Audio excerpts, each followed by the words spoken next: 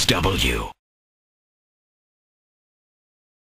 Man, I am so stoked to be able to, at our opening day party, have this next guest on our show, Steve. And BJ, I had an intro for him, but I had to switch it really quick because right before John came up to the stage, he popped up and then he bumped his head on the light. Oh, yeah. And then he looks at me and goes, should have wore the helmet for that one. So I thought that makes for a better intro than the one I have. This guy's got more career highlights than I have time for an intro. Yep. Please welcome to the show a true Mariner legend, Johnny O himself, John Olerud.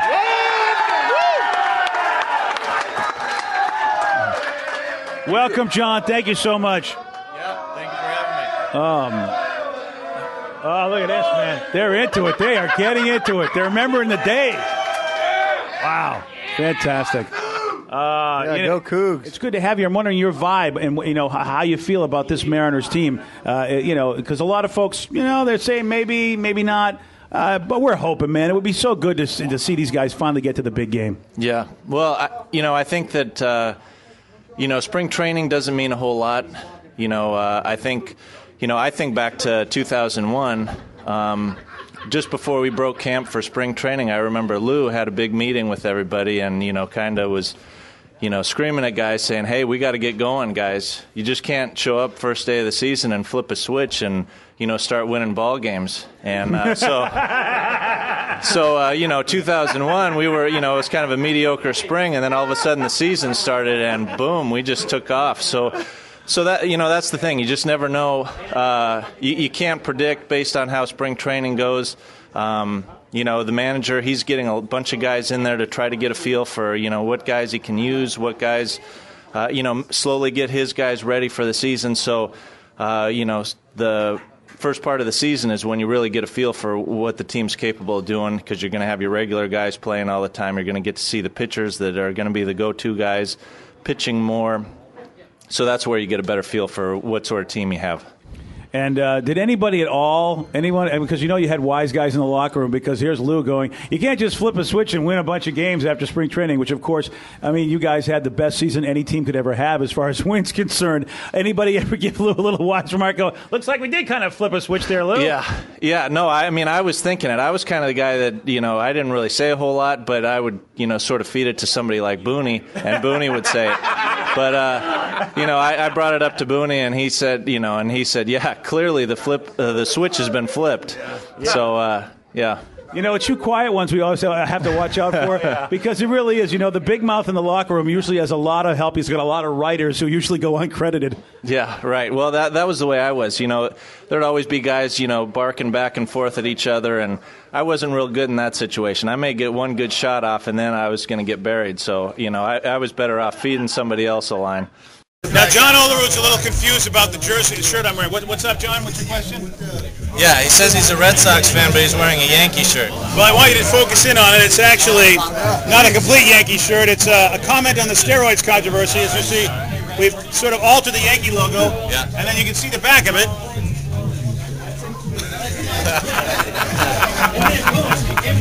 Sort of a commentary on... And as a Red Sox fan, we're not big fans of Roger Clemens these days, so... All right. That clears things up. All the way from your Seattle Seahawks, Craig Terrill, let him know! What up? Nice. You got a baseball tune? Baseball tune. Hey, how about that? It's a classic.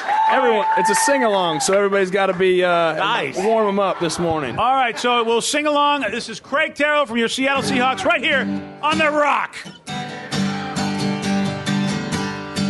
Well, we beat the drum and hold the phone. Yeah. The sun came out today. We're born again, and there's new grass on the field.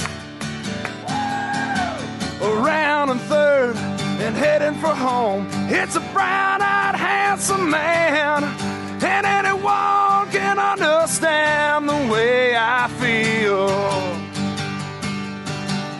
So put me in, coach. I'm ready to play today. Yeah. Put me in, coach. I'm ready to play today. Look at me.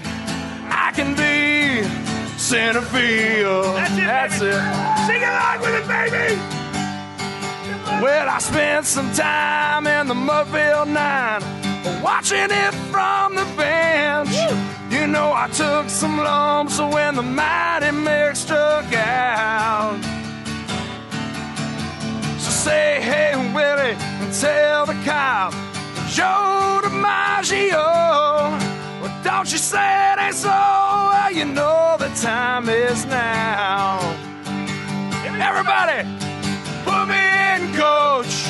I'm ready to play today. Put me in, coach. I'm ready to play today. Look at me. I can be center field. Double R, you think you can play center field?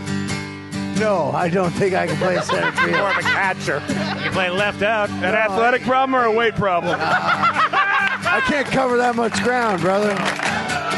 Third base. Oh, and a beat-up glove and a homemade bat and a brand new pair of shoes. You know, I think it's time just to give this game a ride. Just hit the ball and touch 'em all. A moment in the sun.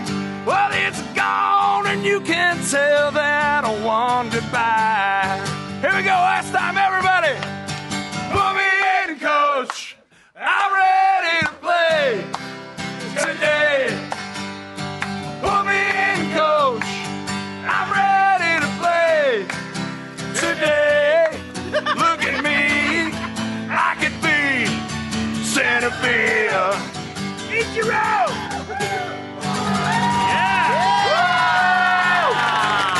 Put me in right field. I could play right. That's right. You can put me in right field. You might have to go to right field because our center field is pretty tough to replace these days, man. We don't even really need. We should just have two outfielders. Yeah, you're Each of right. us, like, Give it up for Vince Mira and the Roy K Trio.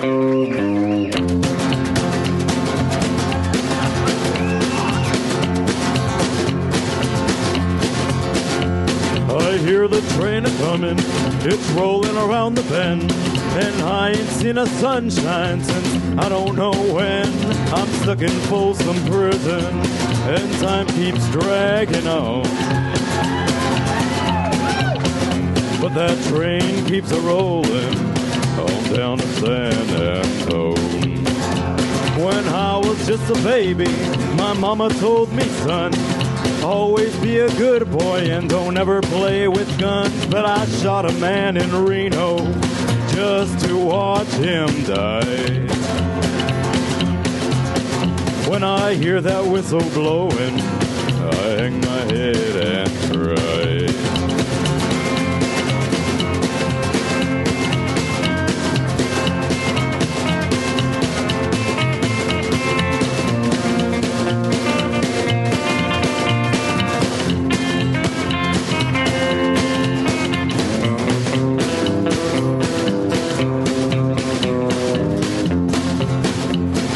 But there's rich folks eating from a fancy dining car. They're probably drinking coffee and smoking big cigars. Well, I know I had it coming.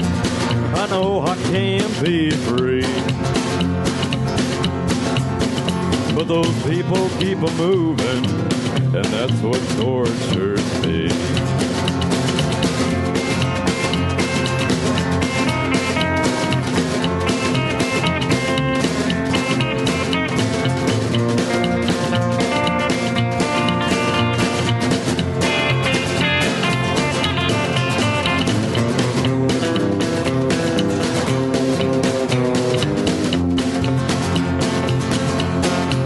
Well, if they freed me from this prison, if that railroad train was mine, I'd bet I'd move it, oh, a little farther down the line. Far from Folsom Prison, that's where I want to stay. And I'd let that lonesome whistle blow my blues away.